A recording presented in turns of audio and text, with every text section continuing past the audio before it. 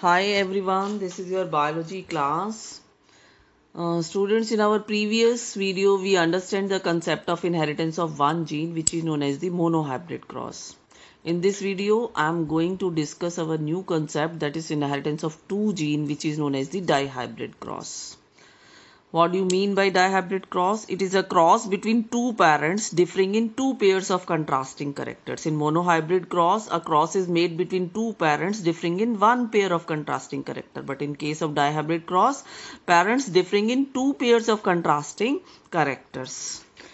In 1865, Gregor John Mendel performed dihybrid crosses on pea plant and discovered a fundamental law of genetics called the law of independent assortment. Dihybrid cross की base पर Mendel ने अपना next principle दिया था, that is law of independent assortment, which is also we are discussing in this video. Mendel began his experiment by first crossing two homozygous parental organism that differed with respect to two traits. What do you mean by homozygous parental organism? Homozygous means which are containing the similar alleles. They are known as the homozygous parental organism. It is a dihybrid cross, so both the parents differ with respect to two traits. Mendel chose to cross a pea plant that was homozygous and dominant for round and yellow seed with a pea plant that was homozygous and recessive for wrinkled and green seeds. What will be the genotype of these plants chosen by Mendel for his cross in dihybrid? Cross between pea plant with round shaped and yellow colored seed. Genotype क्या होगी? Capital R capital Y. It is a homozygous dominant plant. Cross breed with wrinkled shaped and green colored seeds which are homozygous and showing the recessive character, that is small r, small y. तो दो contrasting trades को लेकर Mendel ने यहाँ पर cross किया. पहला contrasting trade जो उन्होंने लिया वो सीड शेप था. सीड शेप को लेकर, दैट इज राउंड और रिंकल्ड को कंसीडर किया गया, जिसमें राउंड डोमिनेंट कैरेक्टर को शो करता है और रिंकल्ड रिसेसिव कैरेक्टर को शो करता है. सेकेंड कंट्रास्टिंग कैरेक्टर कलर को लेकर किया गया था. कलर में yellow cotyledon seed and green cotyledon seed contrasting character को रिप्रेजेंट करते हैं. तो राउंड और येलो डोमिनेंट होमोजाइगस प्लांट का क्रॉस ब्रीड किया गया wrinkled green homozygous recessive parent से. किस तरह से क्रॉस मेंडल ने परफॉर्म किया? डाइहाइब्रिड क्रॉस को जब मेंडल ने परफॉर्म किया तो सबसे पहले राउंड और येलो पेरेंटल प्लांट जो होमोजाइगस डोमिनेंट को रिप्रेजेंट कर रहे हैं, रिंकल्ड एंड ग्रीन जो होमोजाइगस रिसेसिव को रिप्रेजेंट कर रहे हैं. यहाँ पर अगर हम गैमेट फॉर्मेशन करते हैं तो गैमेट फॉर्मेशन के टाइम पर हमने क्या पढ़ा है? मोनोहाइब्रिड क्रॉस में जो एलिलिक पेयर होता है उसका एक ही एलील गैमेट में आता है. तो first allelic pair capital R में से सिर्फ single allele that is capital R gamete में प्रेजेंट है. उसी तरह से कैपिटल वाई दूसरा एलीलिक पेयर है, इसका भी single allele capital Y gamete में प्रेजेंट है. तो in this case gamete consist of only capital R and capital Y. Similarly here the gamete consist of small r and small y. On fertilisation both gametes fuse together give rise to F1 generation, that is first filial generation, in which what combination or genotype of the organism is there? Capital R, capital Y, small y. It is a hybrid plant because characters of both the parents are present in this. 100% dominant character appear in F1 generation, that is 100% round and yellow plants are produced in F1 generation. Next हम क्या करते हैं? F1 की selfing करते हैं. Selfing करने पर हमें क्या कॉम्बिनेशन राइज होते हैं वो चेकर बोर्ड में पढ़ेंगे. तो F1 हाइब्रिड की जीनोटाइप है capital R capital Y small y. इसको क्रॉस ब्रीड किया हमने F1 हाइब्रिड प्लांट के साथ. गैमेट बनाते हैं. गैमेट बनाने के लिए हम एक कॉम्बिनेशन यहाँ पर पढ़ते हैं तो गैमेट बनाना थोड़ा सा इजी हो जाता है. क्या कॉम्बिनेशन में गैमेट प्रोड्यूस होंगे? यहाँ पर हमने इस प्लांट की जीनोटाइप की नंबरिंग कर दी 1 2 3 4. कैपिटल आर को 1 नंबर दिया, स्मॉल आर को 2, कैपिटल वाई को 3 और स्मॉल वाई को 4. तो किस कॉम्बिनेशन में गैमेट अराइज होंगे? पहला कॉम्बिनेशन 1 3, इसको लर्न कर लीजिएगा. दूसरा 1 4, तीसरा 2-3 और चौथा 2-4। तो 1-3 के according capital R capital Y एक गैमेट में प्रेजेंट होंगे। 1-4 के according capital R small y एक गैमेट में प्रेजेंट होंगे। 2-3 के according small r small y और 2-4 के according small r small y. तो इस तरह से 4 गैमेट यहाँ पर प्रोड्यूस हो रहे हैं। सिमिलरली यहाँ पर भी 4 गैमेट प्रोड्यूस होंगे। अब इन गैमेट्स को हम चेकर बोर्ड में रख देते हैं। चेकर बोर्ड में क्या कॉम्बिनेशन अराइज हो रहे हैं, किस रेशो में F2 जनरेशन प्रोड्यूस होती है, तो this is our checker board. Checker board में हमने एक पेरेंट्स के गैमेट को यहाँ पर प्लेस किया है और दूसरे पेरेंट्स के गैमेट को हमने यहाँ पर प्लेस किया है।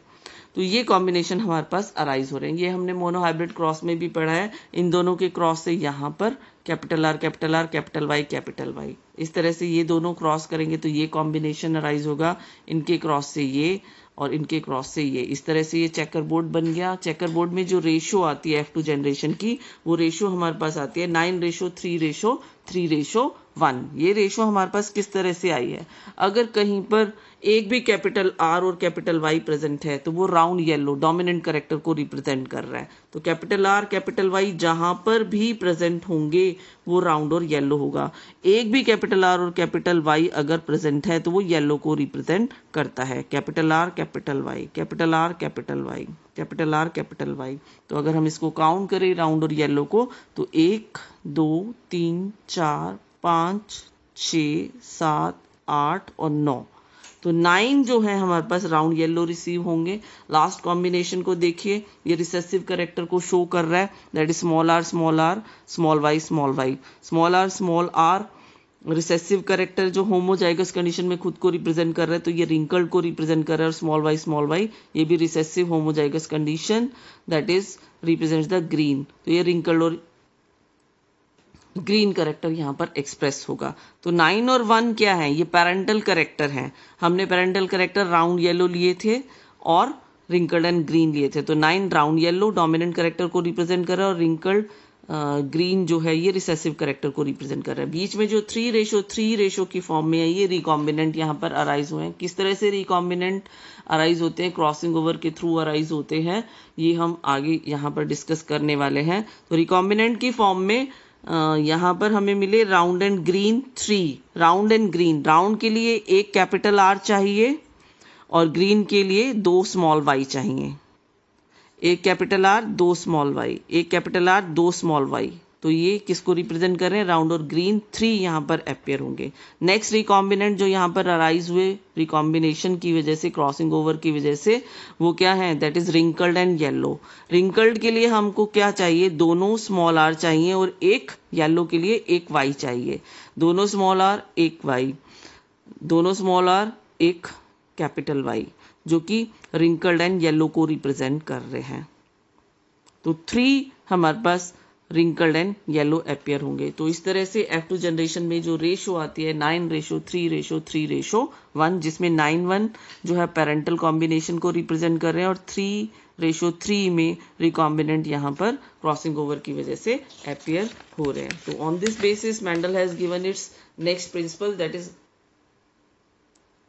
Law of independent assortment. ये लॉ क्या रिप्रेजेंट करता है, during gamete formation the factors of a character pair present in parents segregate from each other such that a gamete receives only one of the 2 factor। 2 factor में से सिर्फ एक ही factor जो है गैमेट में आता है गैमेट फॉर्मेशन के टाइम पर।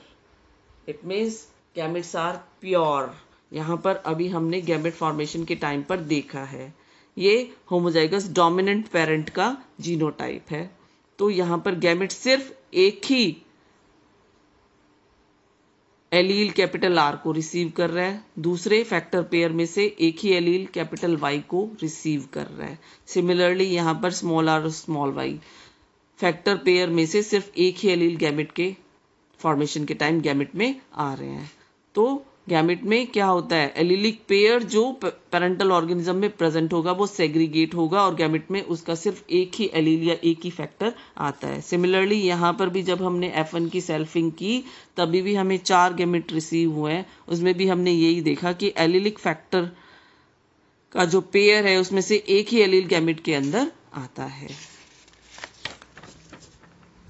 किस तरह से इंडिपेंडेंटली ये कंट्रास्टिंग कैरेक्टर्स अगर एक से ज़्यादा प्रेजेंट हैं तो किस तरह से इंडिपेंडेंटली असॉर्टेड होते हैं, थोड़ा सा अब यहाँ पर हम ये डिस्कस करते हैं।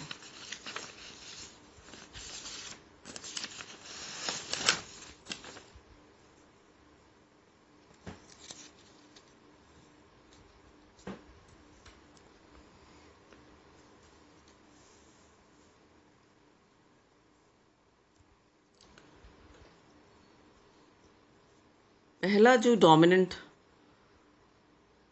पेरेंट हमारे पास प्रेजेंट है, this is the homologous pair of chromosome, जिस पर क्या कंसीडर किया मेंडल ने डायहाइब्रिड क्रॉस में 2 कंट्रास्टिंग फैक्टर्स को लेकर क्रॉस किए, वही हम यहाँ पर डिस्कस कर रहे हैं। यहाँ पर मान लीजिए capital R dominant gene present है, यहाँ पर capital Y dominant gene present है। Genotype of this parent, how is behaviour of R is independent of Y, इस कंसेप्ट को हम यहाँ पर थोड़ा डिटेल में समझते हैं। This is the chromosome on which 2 genes are present, on this position capital R and on this position capital Y. The genotype of the parent is capital R, capital R, capital Y, capital Y. This is the another parent. Genotype of this parent is small r, small r, small y, small y. So in this case, small r is present here and small y is present here. What we observe here, the gene distance between R and Y is too much. इन दोनों के बीच में जो gene distance है बहुत ज़्यादा है. They are not linked with each other. They are not showing the linked behavior. R is independent of capital Y. They are not showing the linked behavior because gene distance between them is too much. Similarly here small r and small y के बीच में भी gene distance बहुत ज़्यादा है, वो link behavior को show नहीं करते हैं. They are not linked with each other. हमने देखा कि इसमें parental combination arise हुए, that is capital R capital Y, and here also small r and small y parental combination arise हुए. But हमने ये भी observe किया कि parental combination के साथ साथ new combination of genes भी यहाँ पर arise हुआ है. ये कैसे हुआ? Because capital R is independent of capital Y and small r is also independent of small y, क्योंकि उनके बीच में gene distance ज़्यादा है, वो link behavior show नहीं करते हैं, तो ये capital R इधर shift हो जाता है and small r इधर shift हो जाता है. This is called recombination और crossing ओवर, जो बाद में हम डिटेल में पढ़ने वाले हैं. इस रिकॉम्बिनेशन और क्रॉसिंग ओवर की वजह से न्यू जीन कॉम्बिनेशन अराइज हुए. कैपिटल आर जब इधर शिफ्ट हो जाता है तो कैपिटल आर स्मॉल वाई के साथ न्यू कॉम्बिनेशन प्रोड्यूस करता है. इसी तरह से जब स्मॉल आर इधर शिफ्ट हो जाता है तो न्यू कॉम्बिनेशन अराइज होता है next, that is small r and capital Y. तो that's why new combination of genes arises, because genes are independently inherited. अगर हम दो से ज़्यादा जीन्स को कंसीडर कर रहे हैं, 2 या 2 से ज़्यादा जीन को कंसीडर कर रहे हैं, तो ये जीन्स जो हैं इनके बीच में अगर जीन डिस्टेंस ज़्यादा है तो वो लिंक बिहेवियर को शो नहीं करते हैं. रिकॉम्बिनेशन और क्रॉसिंग ओवर अराइज होता है और new combination of genes arise होते हैं. This is called the law of independent assortment which was given by Mendel. According to this law, the 2 factors of each character assort or separate out independent of the factors of other characters at the time of gamete formation and get randomly rearranged in the offsprings, producing both parental and new combination of characters. और क्या observe किया हमने? when 2 pairs of traits are combined in a hybrid F1 hybrid में capital R small r and capital Y small y genotype थी hybrid की. Segregation of one pair of character is independent of the other pair of character. Capital R और small r का जो segregation है वो capital Y और small y पर depend नहीं करता है. They are independently assorted. This is the law of independent assortment. I think the concept of this law is very much clear to you all now. This is all in this video. Thank you so much.